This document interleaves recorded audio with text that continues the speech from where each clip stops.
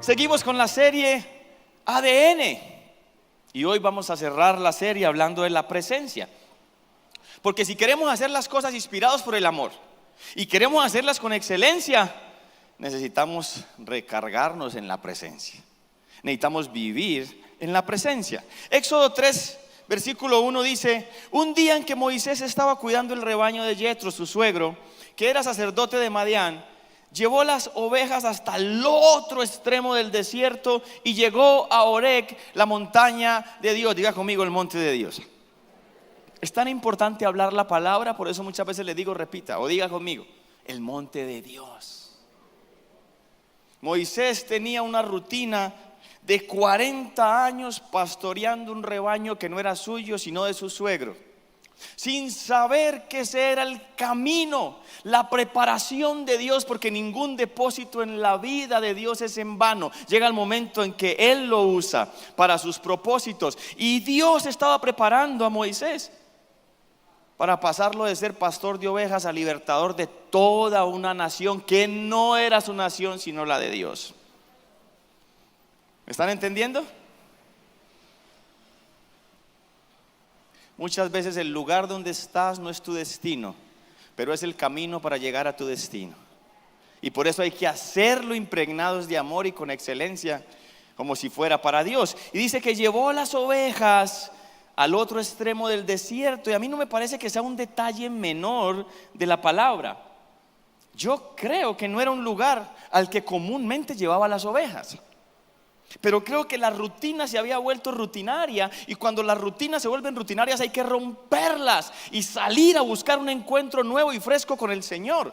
Y creo que era lo que Moisés quería, o lo que Moisés estaba buscando, y creo que lo necesitamos todos necesitamos ir al monte de Dios. De hecho, todos necesitamos vivir en la presencia del Señor. Versículo 2: estando allí, el ángel del Señor se le apareció entre las llamas de una zarza ardiente. Diga conmigo, Moisés notó.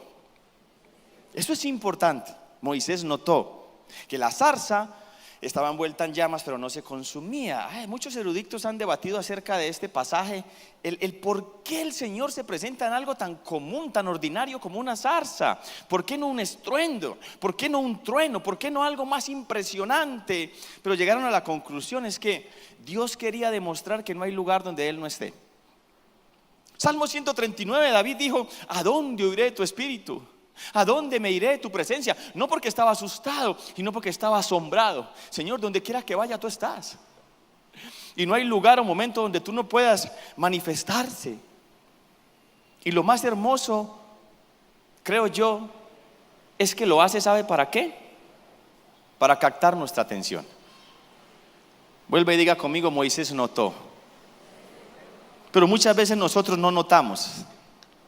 ¿Sabe por qué?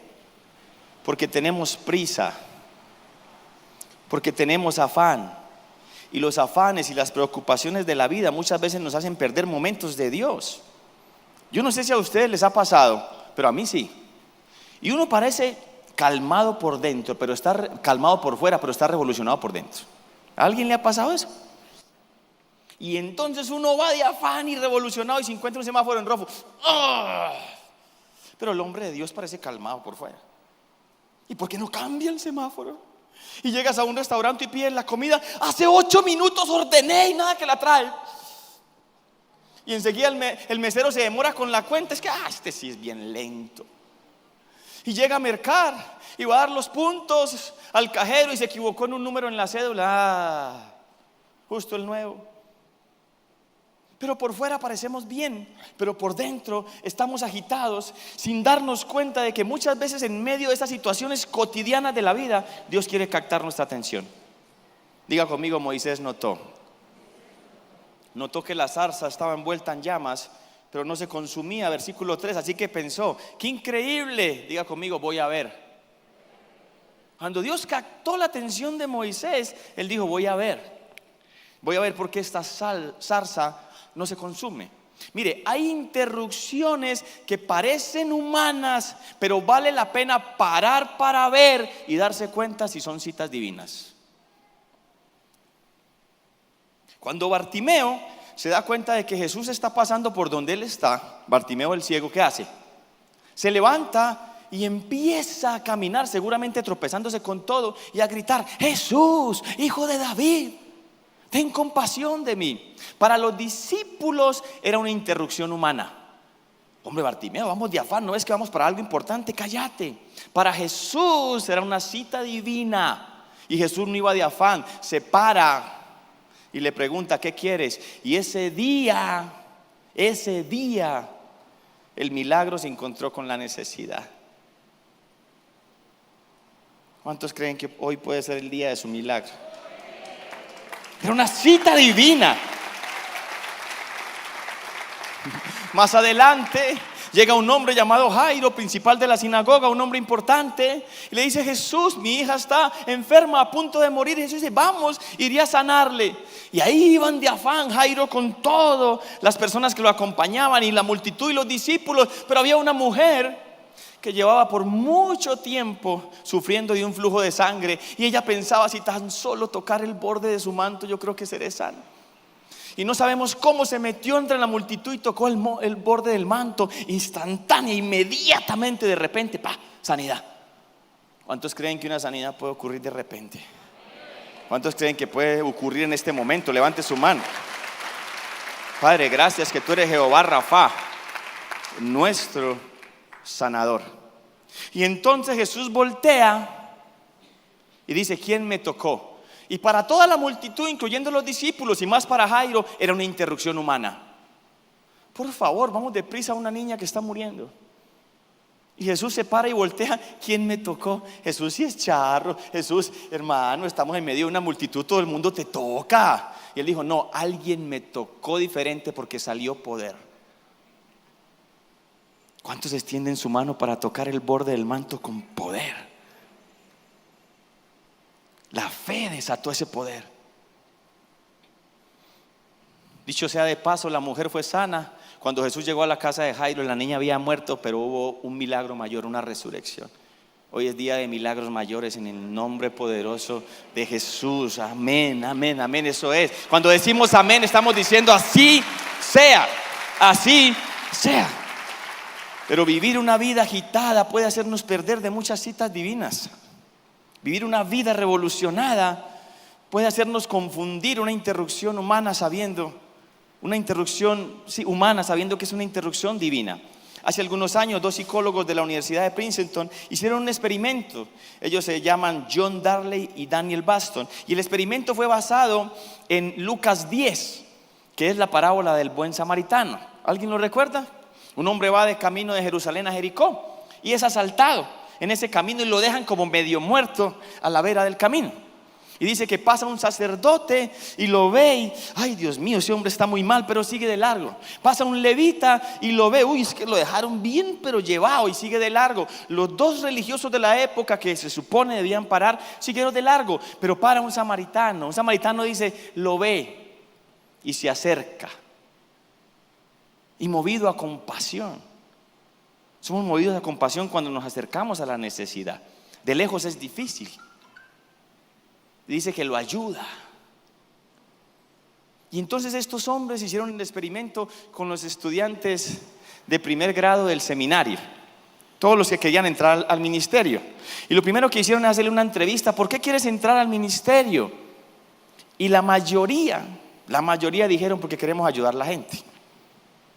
Entonces les mandaron a hacer un sermón, a preparar un sermón acerca del buen samaritano, y que cuando acabaran tenían que cruzar la calle donde estaba el otro edificio, el auditorio grande, y predicar el sermón. Lo curioso, bueno, antes de decir esto, ellos pusieron un actor que representaba al hombre herido en el camino entre Jerusalén y Jericó. Este hombre era buenísimo, sus gemidos se escuchaban en toda la calle, en los 2 edificios. Lo curioso fue que la mayoría de personas que dijo que entraba al seminario para ayudar a la gente lo pasó de largo. Aún incluso algunos que tropezaron con él. ¿Por qué? Porque los psicólogos introdujeron una variable en este ejercicio y pusieron personas en ese trayecto que le decían A algunos de los que iban a predicar el sermón: mira tu reloj porque vas tarde. No seas impuntual, ya te están esperando y no vas a alcanzar a llegar. Solo el 10% de los que le dijeron estas palabras paró. Hubo otros a los que no le dijeron esas palabras, sino que le dijeron: tómalo tranqui, ve en paz, no te afanes. El 73% de esos paró. ¿Sabes cuál fue la conclusión? Que no importa si quieres ayudar a alguien o no, y no importa si esa mañana hiciste el devocional del buen samaritano, lo que importaba era si ibas de afán o no. La prisa puede hacernos perder muchas citas divinas. La prisa mata desde la compasión hasta la creatividad. Ahora, no siempre Dios quiere que paremos para ayudar a alguien. Muchas veces Dios quiere que paremos porque somos nosotros los que necesitamos ayuda.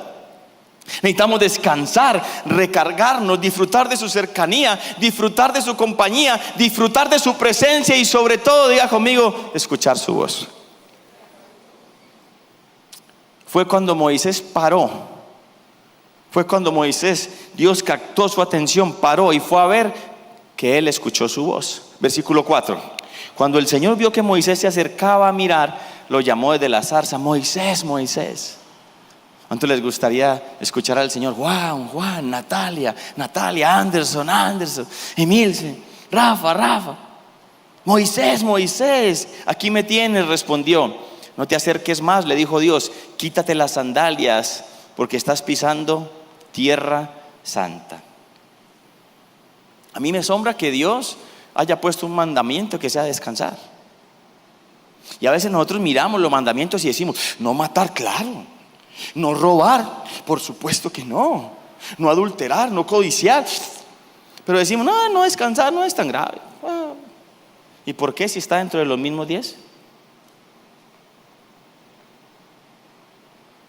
Es tan importante como los otros 9. ¿Sabe por qué? Porque no se puede vivir la vida a un solo ritmo. No se puede. Hay que parar y hay que recargar. La palabra Shabbat es descansar. ¿Y para qué? Porque estando en la presencia recobramos la fuerza y el ánimo. Diga conmigo: hay que parar para afilar el hacha. Un día un joven llegó a pedir trabajo a un campo de leñadores. El jefe de los leñadores lo vio corpulento, fuerte, alegre, apasionado, y le dio trabajo. Y el primer día ese hombre cogió el hacha y batió récord. Al segundo día dijo: me pagaron bien ayer por todo lo que hice, voy a meterle las mismas ganas y solo la mitad. Y al tercer día dijo: no, necesito recuperarme porque ayer no me fue bien, hoy voy incluso a triplicar mi esfuerzo, y solo logró cortar el 25%. Cuando el jefe de los leñadores lo vio cansado, agotado y frustrado, le hizo esta simple pregunta: ¿has afilado el hacha? Él dijo: no, estaba demasiado ocupado talando árboles para parar a afilar el hacha.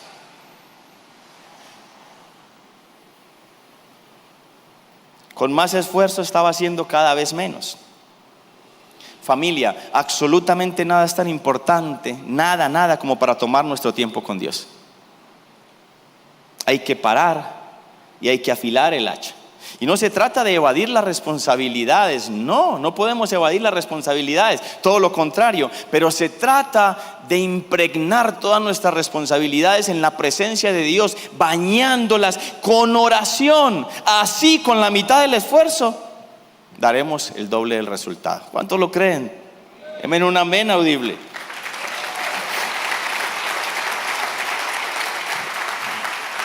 Me puse a pensar un poco en por qué Dios le diría a Moisés: quítate las sandalias, quítate las chancletas. ¿Por qué? ¿Por qué? Ayúdenme. Porque estaba pisando tierra santa.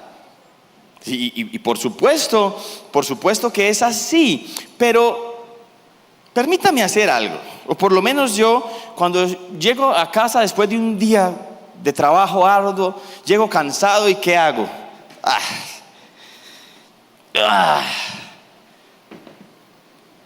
¿Cuántos hacen eso? Yo tengo un pulsito para montar los pies, porque los pies abajo, así descanso más. Y muchas veces se quita los zapatos porque quiere descansar. Ahora, si usted llega a la casa y barrieron y trapearon y está limpia, es tierra santa. No se le ocurra pisar, porque usted va a hacer el sacrificio para el altar. ¿Sí o no? Pero yo llego y yo creo que Dios estaba haciendo eso con Moisés. Por supuesto el lugar era santo porque la presencia de Dios estaba manifestándose en ese lugar. Pero también creo que Dios le estaba diciendo: ¿sabes qué, Moisés? Quítate esas chancletas y descansá en mi presencia. Recargate en mi presencia. Disfrutá de mi santidad, de mi pureza. Dejadme, yo te impregno de eso. Y yo creo que Moisés, uy, sí, Señor. Y estaba ahí relajado. Y de pronto vino la voz de Dios. Porque cuando estamos en paz por dentro y por fuera, es más fácil escuchar la voz de Dios con claridad. Qué rico, Señor, estoy aquí contigo. Y de pronto le dice: Moisés, yo soy el Dios de tus padres. Yo soy el Dios de Abraham. Yo soy el Dios de Isaac. Y yo soy el Dios de Jacob. Mismo Dios, distinta generación. No le dijo Dios de Abraham, Isaac y Jacob, porque Dios es un Dios personal. Es que como es el Dios de mi papá, también es mi Dios. No, tiene que ser tu Dios. A propósito, estamos abriendo la sala de babies. Los papás que están allá, reciban, qué bendición que están ahí orando, bendiciendo y adorando con sus hijos. También quieres ser mi Dios. Y así como usaste a Abraham y a Isaac y a Jacob, vas a usarme a mí, qué bendición. Y después le dice el Señor: Moisés, yo he visto la aflicción de mi pueblo, he escuchado el gemir allá esclavos en Egipto, y he descendido para escucharlos y para liberarlos de la esclavitud y llevarlos a la tierra de la promesa. Y yo creo que Moisés, porque Moisés tenía pasión por el pueblo. Y Moisés, a propósito, yo creo que esto es una palabra de conocimiento. Dios ha visto el sufrimiento, el dolor de mucha gente en este lugar, y está diciendo: todo ese sufrimiento lo va a usar para llevarlos a una tierra bella y productiva en el nombre poderoso de Jesús.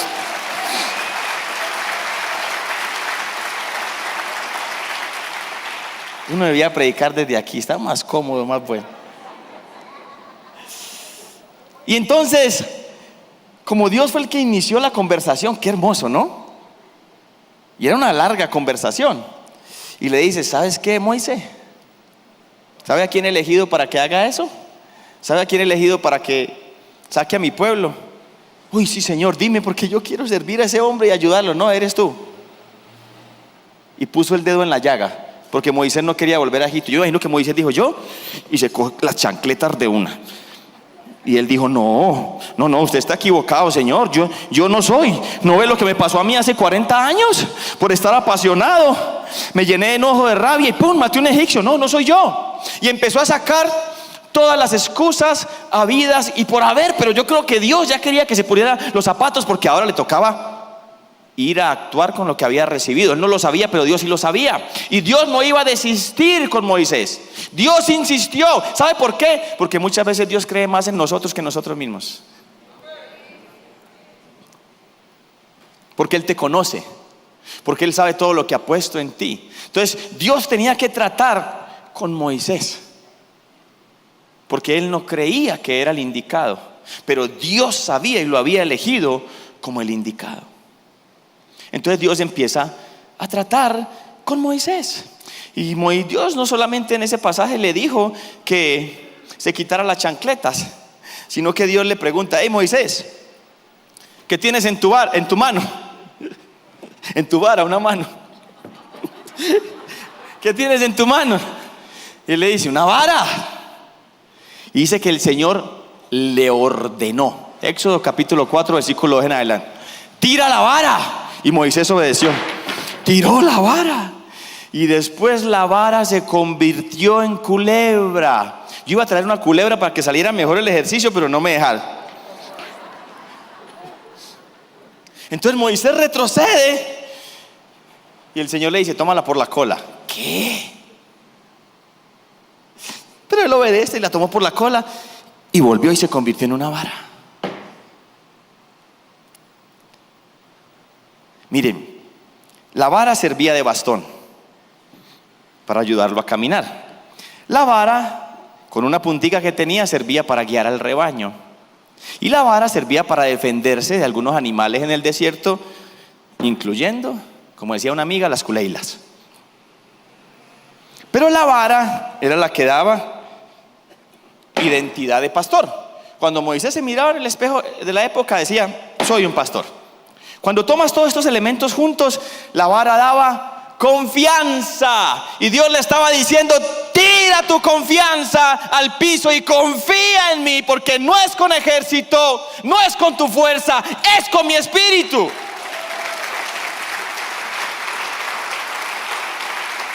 ¿Qué te está diciendo hoy Dios a ti que tires en el suelo? ¿Qué te está diciendo Dios a ti hoy que entregues para que puedas recibir lo grande que Dios tiene para tu vida? ¿Qué es? No porque yo te lo diga. ¿Qué te está hablando el Espíritu Santo? Porque Él es el que te convence. Ahora, si Moisés no tira la vara, ¿qué hubiese pasado? Otro día más, como los 40 que habían pasado, de rutina en el desierto. Y se hubiese perdido el milagro. ¿Cuál milagro? Que una vara se convirtió en serpiente y después esa serpiente en vara. No, el milagro de un pastor de ovejas convertido, transformado en el líder de toda una nación.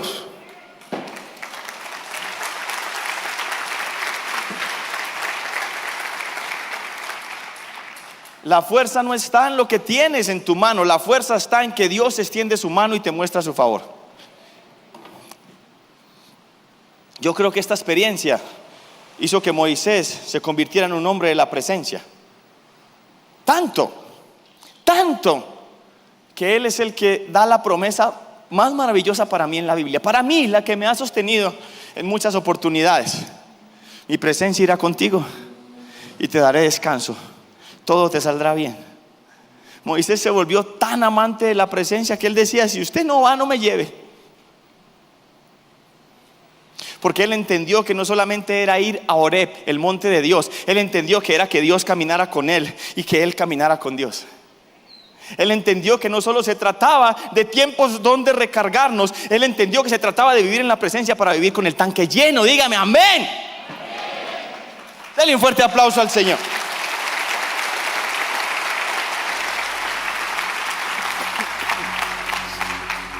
Salmo 91:1. Los que viven al amparo del Altísimo encontrarán descanso a la sombra. Diga conmigo: sombra del Todopoderoso. ¿Qué es sombra?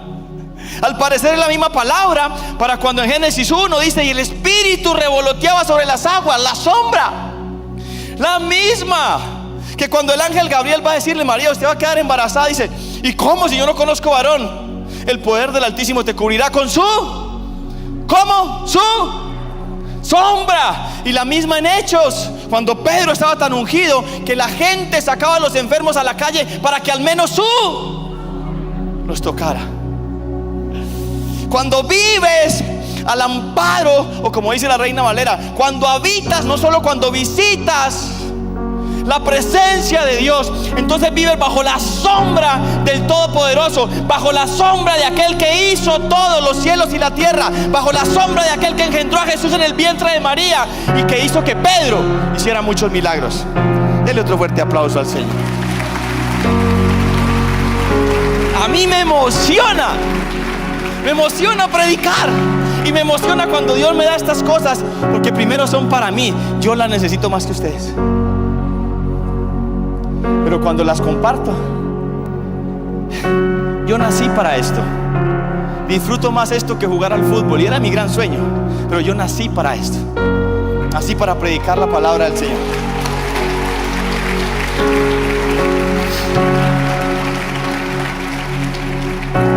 Ahora, para estar bajo la sombra, mire mi sombra aquí. Ni siquiera alcanza el de la primera fila, mucho menos allá. Para estar bajo la sombra, ¿qué hay que hacer? Hay que estar cerca.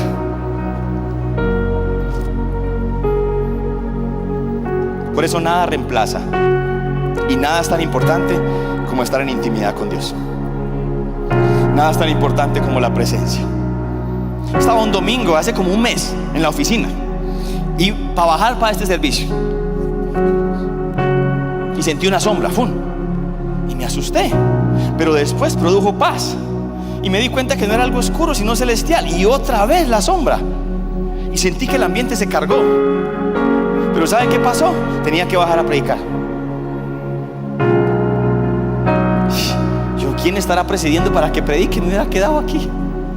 ¿Alguien está recibiendo palabra de Dios como dice Juanda? ¿Alguien está recibiendo palabra de Dios aquí? Juanda, no hay derechos de autor en el cielo. Pero creo que es que el Señor nos seduce. Me sedujiste, Señor, para estar cerca y para poder vivir bajo su sombra, porque no hay lugar más seguro, deleitoso, amoroso, precioso, lleno de paz, de gozo, que la presencia. Es el lugar más seguro del mundo, como el libro del pastor Andrés. Mire, tan tremendo que cuando el mismo ángel Gabriel va a darle la noticia a Zacarías de que su esposa Elizabeth, la que era estéril, también estaba encinta. ¿Sabe cómo se presenta? Yo soy Gabriel y vivo en la presencia misma del Señor. Para un ángel la presencia era su mayor lugar de deleite. ¿Cuánto más para ti? Para mí. Ponte